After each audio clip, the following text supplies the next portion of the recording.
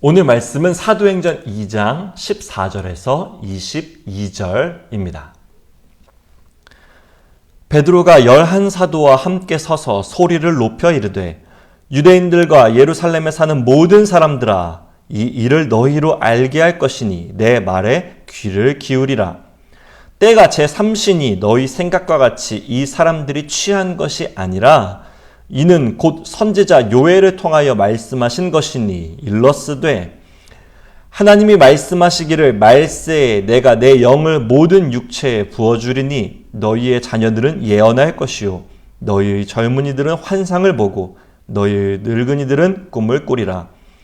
그때 내가 내 영을 내 남종과 여종들에게 부어주리니 그들이 예언할 것이요 또 내가 위로 하늘에서는 기사를 아래로 땅에서는 징조를 베풀리니 곧 피와 불과 연기로다. 주의 크고 영화로운 날이 이르기 전에 해가 변하여 어두워지고 달이 변하여 피가 되리라. 누구든지 주의 이름을 부르는 자는 구원을 받으리라 하였느니라. 이스라엘 사람들아, 이 말을 들으라. 너희도 아는 바와 같이 하나님께서 나사렛 예수로 큰 권능과 기사와 표적을 너희 가운데서 베푸사 너희 앞에서 그를 증언하셨느니라. 아멘. 할렐루야. 오늘도 예배 자리에 나오신 여러분들을 진심으로 환영하고 축복합니다. 성령이 오셨네. 성령이 오셨네. 오늘은 성령 강림 주일입니다. 예수님께서 부활하시고 50일이 지나 오순절이 되었을 때 성령님께서 강림하신 것을 기념하는 절기입니다. 제가 중고등부 학생 때 여름, 겨울 수련회마다 진행되던 세 가지 큰 사역들이 있습니다. 비전을 가지고 세상과 교회의 리더가 되라는 리더십 사역, 예수전도단, 어노인팅, 디사이플스 같은 찬양 사역, 그리고 세 번째로 방언을 강조하는 성령 사역입니다. 유행이라는 말이 적절할런지 모르겠지만 당시 어느 집회를 가든 이 셋 중에 하나를 주제로 청소년, 청년 수련회가 진행되었다는 것은 다들 공감하실 겁니다. 이것들을 한데 엮으면 이렇게 진행됩니다. 예배가 시작되면 박수치고 뛰면서 기쁘게 찬양하고요. 설교는 비전과 리더십에 대해서 말하고 통성으로 기도할 때 방언을 받으라. 이렇게요. 모든 일에는 장단이 있고 말 그대로 유행이었을 수도 있지만 지금 제 또래들, 성도님들 중에서는 이제 집사가 되고 교회의 젊은 일꾼으로 자리 잡는 세대가 이때 신앙생활을 했던 청소년들, 청년들이라는 것 또한 사실이니 하나님께서 역사하신 일임은 분명한 것 같습니다. 그때 우리가 바라며 기도했던 것들이 어쩌면 일종의 표식과 같은 방언이었을 수 있지만 하나님은 그 기도를 듣고 성령님을 보내주셨습니다. 당신의 비전을 가지고 당신을 찬양하며 당신의 교회를 세워가도록 당신의 숨결을 불어넣어 주신 것입니다. 다시 한번 하나님께 감사와 영광을 올려드립니다. 호련히 하늘로부터 급하고 강한 바람 같은 소리가 있어 그들이 앉은 온 집에 가득하며 마치 불의 혀처럼 갈라지는 것들이 그들에게 보여 각 사람 위에 하나씩 임하여 있더니. 성령은 예수님께는 비둘기 같은 모양으로, 제자들에게는 불의 혀 같은 모양으로 나타나셨습니다. 제자들은 예수님께서 약속하신 성령님을 기다리며 기도에 힘썼고 마침내 또 다른 보혜사가 임했을 때 회개와 말씀 선포, 전도가 본격적으로 시작되었습니다. 그래서 어떤 의미로 성령 강림절이 교회의 시작이라고 할 수 있겠습니다. 오늘부터는 성령님과 교회에 관한 말씀을 나누고자 합니다. 성령 없는 교회는 그저 좋은 단체에 불과할 것입니다. 성령님은 하나님께서 우리와 동행하신다는 증거이기 때문입니다. 하지만 그 증거를 갖기 위해 마치 부적이나 인증서처럼 성령님을 구해야 한다는 것은 절대 아닙니다. 성령님은 단지 하나의 표상으로 그치는 것이 아니라 그 자체로 인격을 가지신 우리와 함께하며 하나님 나라를 이루어 가시는 주체이시기 때문입니다. 오늘 굳세어라 교회야 라는 제목으로 말씀 나눌 때 성령님의 임재를 느끼면서 그분과 동행하는 시간 되시기를 축복하겠습니다. 우리 다시 한번 본문 말씀 보겠습니다. 17절입니다. 하나님이 말씀하시기를 말세에 내가 내 영을 모든 육체에 부어주리니 너희의 자녀들은 예언할 것이요 너희의 젊은이들은 환상을 보고 너희의 늙은이들은 꿈을 꾸리라. 아멘. 우리 오늘 말씀 제목이죠. 다 함께 한번 이렇게 외쳐볼까요? 굳세어라 교회야. 굳세어라 교회야. 오늘 본문 17절에서 21절까지는 구약 요엘서의 말씀을 베드로가 설교 중에 인용한 것입니다. 흔히 마가의 다락방이라고 전해지는 곳에 모여서 기도하던 중에 성령을 받고 여러 방언으로 말하기를 시작하니 온 동네 사람들이 모여들었습니다. 사람들은 수군거립니다. 술 취한 것 아니냐? 이게 무슨 소리냐? 조롱거리기도 하죠. 이때 베드로가 나서서 어떤 일인지를 알리고 하나님의 구원과 예수님의 십자가를 설교합니다. 그러자 놀라운 역사가 일어납니다. 본문 뒤에 이어서 사도행전 2장 41절에서 42절 말씀, 그 말을 받은 사람들은 세례를 받음에 이 날에 신도의 수가 3,000이나 더하더라. 그들이 사도의 가르침을 받아 교제하고 떡을 떼며 오로지 기도하기를 힘쓰니라. 아멘. 세례를 받고 믿는 자가 되기로 결심한 사람이 3,000명이라고 합니다. 이들 외에 다른 사람들이 더 있었다고 생각하면 훨씬 더 많은 사람들이 모여 있었고 모여들었습니다. 하나님의 역사가 실제로 일어났기 때문이죠. 그토록 오랜 시간 동안 이스라엘 백성들이 간구했던 하나님의 때가 실제로 현실로 눈앞에 펼쳐졌기 때문입니다. 마지막 때의 시작인 것입니다. 하지만 그것은 결코 쉬운 출발은 아니었습니다. 예수님의 제자로서 사도로 불림받은 사람들 중에는 그 누구도 이 회중을 이끌 만한 지도자가 될 만한 사람이 없었기 때문입니다. 고작해야 세리나 어부들 뿐이었죠. 하지만 돌이켜보니 그래서 예수님께서 이들을 제자로 부르신 것 같습니다. 자신들의 힘이 아니라 성령님의 힘으로 교회를 일으키라고, 교회를 세워가라고 말입니다.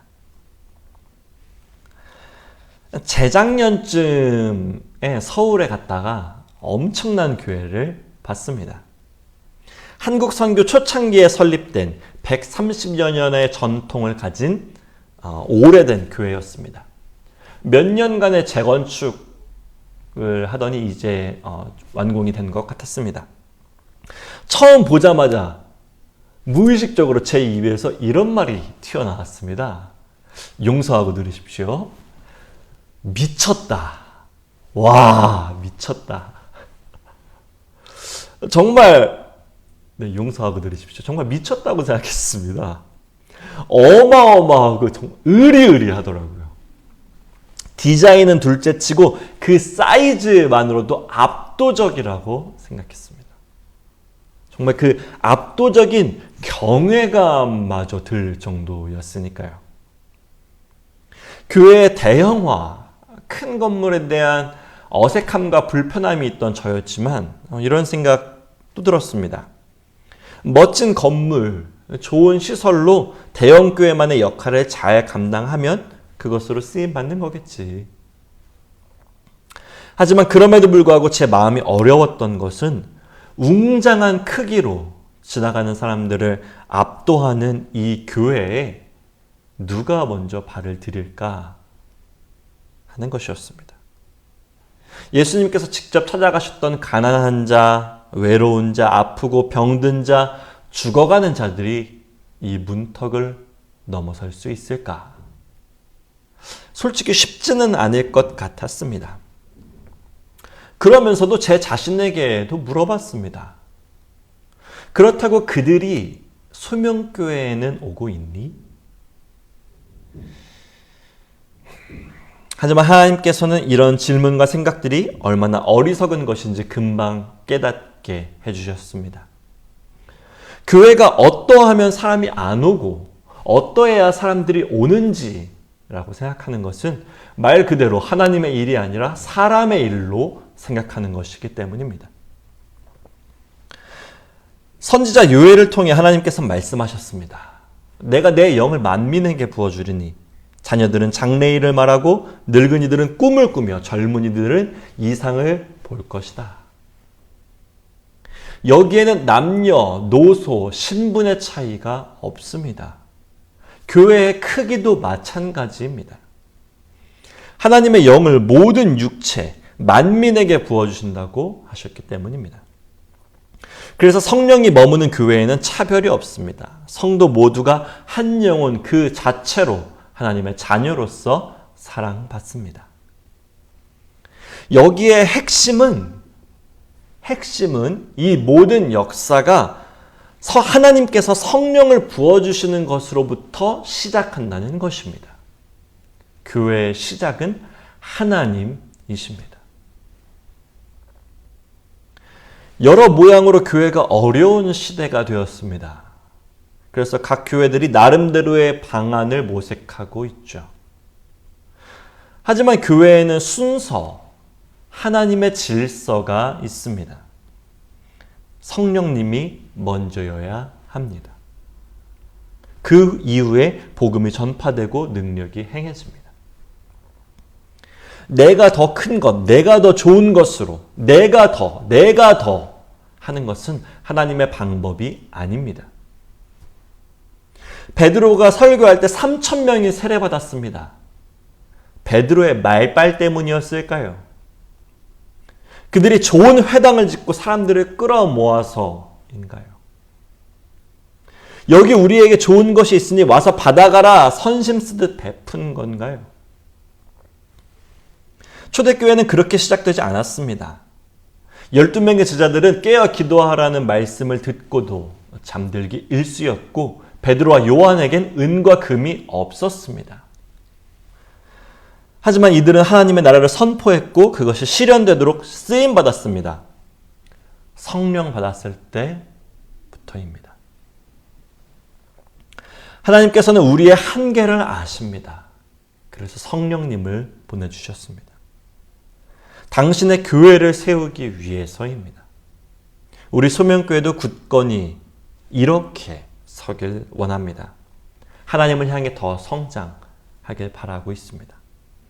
내 교회가 아니라 하나님의 교회를 위해 내 힘이 아니라 성령님의 힘으로 굳세게 굳건히 일어서는 소명교회 되기를 진심으로 축복하겠습니다. 이어서 말씀 봅니다. 21절입니다. 누구든지 주의 이름을 부르는 자는 구원을 받으리라 하였느니라. 아멘. 두 번째는 이런 질문을 던져봅니다. 여기에 구원이 있습니까? 여기에 구원이 있습니까? 신학자 톰 라이트는 21절 본문을 추석하면서 구원에 관해 이렇게 말합니다. 구원받는다는 것은 오늘날 많이들 생각하는 것처럼 단순히 죽어서 천국 가는 것을 의미하지 않는다.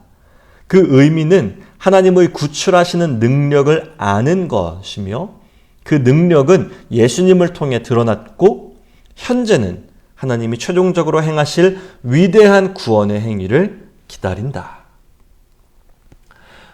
몇 번 말씀드렸지만 저는 구원이라는 말이 여전히 너무 어렵습니다. 잘 와닿지도 않고 막연히 종교적이라는 느낌만 받을 때도 있다고 말씀드렸죠. 그런데 어느 날 God saves us 라는 말을 보며 깨닫게 되었습니다.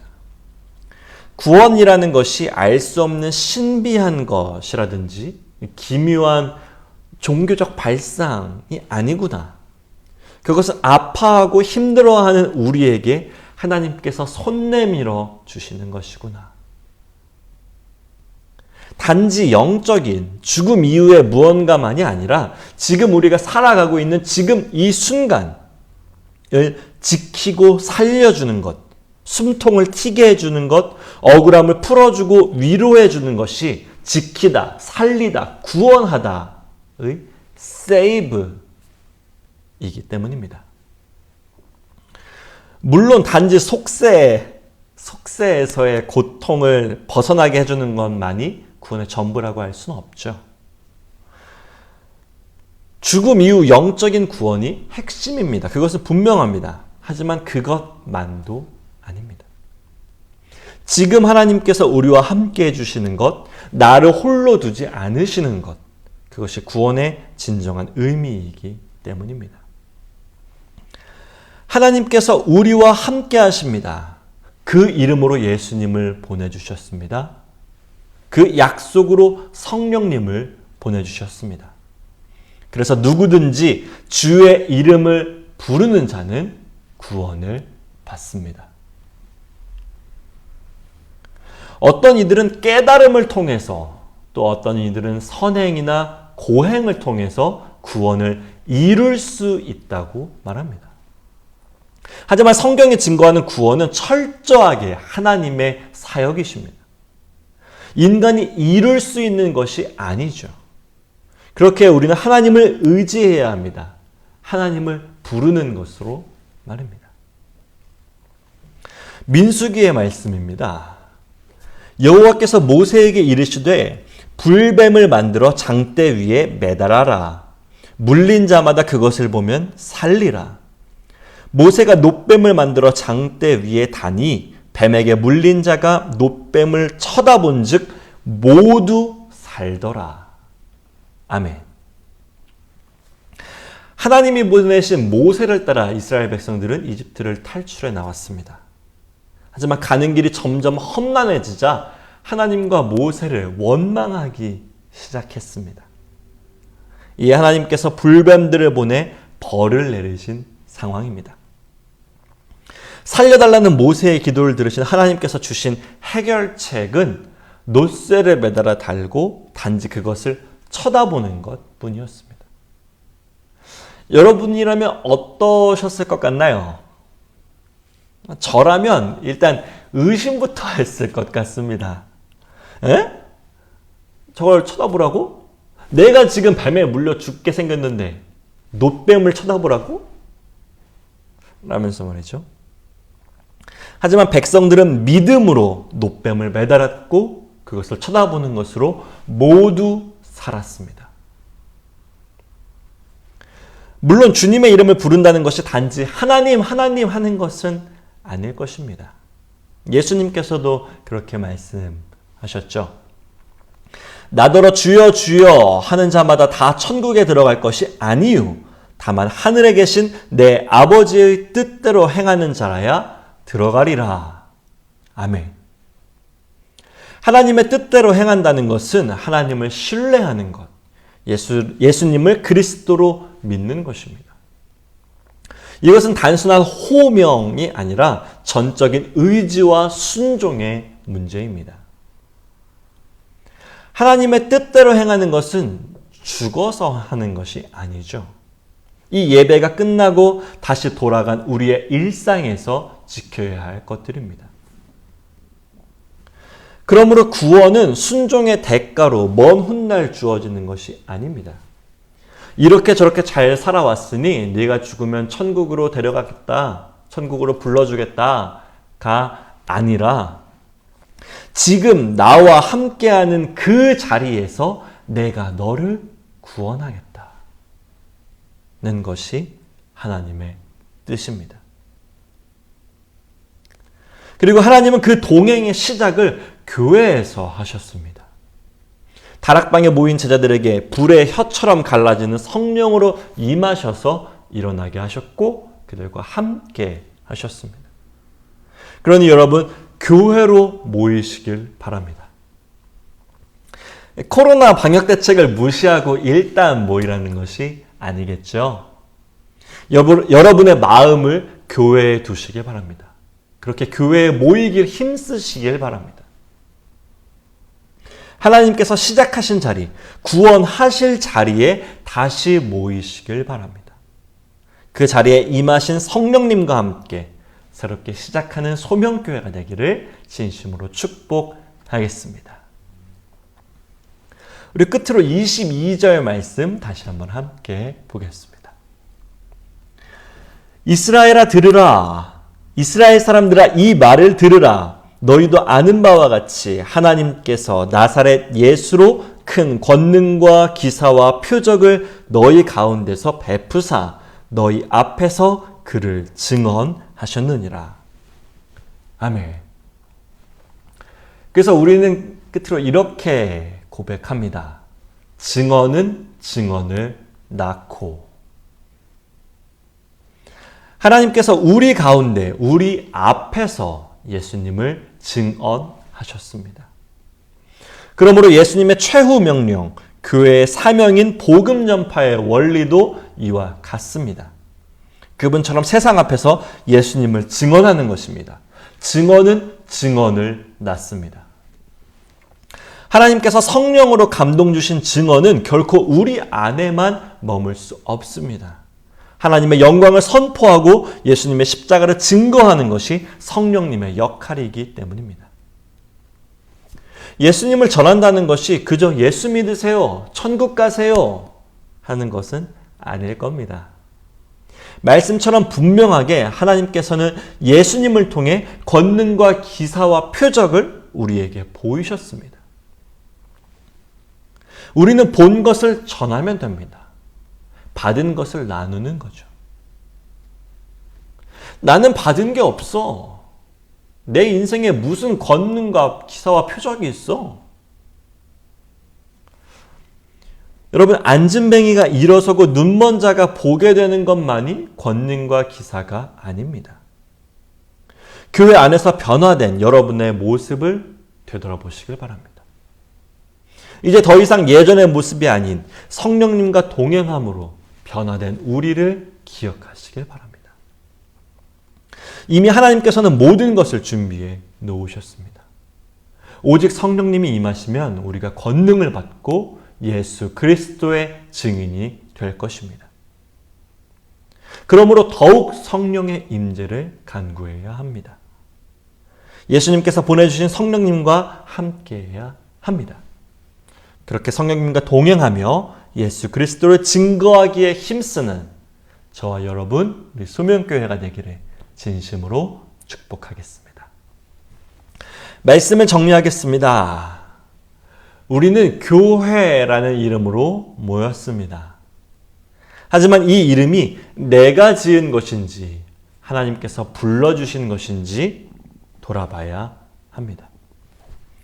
우리는 교회는 우리끼리 모여서가 아니라 성령님이 임재하심으로 존재하기 때문입니다. 먼저 시작은 성령님께서 하심을 기억하시기 바랍니다. 시작은 성령님께서 하십니다. 내 능력이 아니라 하나님을 의지하는 것에서 교회는 시작합니다.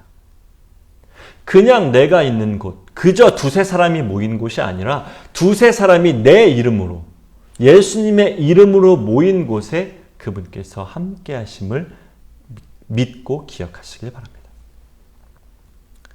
둘째로 성령님이 임하시는 자리로 모여야 합니다. 그 자리에서 시작해 일상으로 나아가 주님의 이름을 부를 때 누구든지 구원받을 수 있습니다. 끝으로 세 번째, 예수 그리스도를 증언하는 것이 교회의 사명이자 정체성, 존재의 이유임을 기억하시기 바랍니다. 교회는 대단한 사람들이 모여서 대단한 일을 하는 곳이 아닙니다. 우리에게 베푸신 일과 받은 은혜 가지고 증인된 삶을 사는 공동체가 바로 교회입니다. 오늘 성령 강림 주일을 맞아 다시 한번 성령님의 임재와 함께 굳건히 일어서는 소명교회가 되기를 진심으로 축복하겠습니다. 우리 함께 외쳐보겠습니다. 굳세어라 교회야, 굳세어라 소명교회야. 함께 외쳐볼까요? 굳세어라 교회야, 굳세어라 소명교회야. 기도하겠습니다.